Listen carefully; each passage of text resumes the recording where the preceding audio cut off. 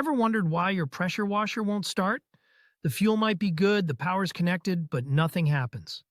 Here's the trick professionals don't share. Check your thermal relief valve. This tiny component prevents overheating, but can get clogged with mineral deposits. When blocked, it triggers an automatic shutdown. The fix is surprisingly simple.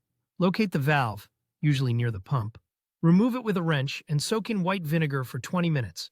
Rinse thoroughly, reinstall, and you're back in business. But here's the crazy part. Regular maintenance prevents 90% of pressure washer failures, saving you hundreds in repair costs. Need some pressure washing? Leave an inquiry at www.slon.org.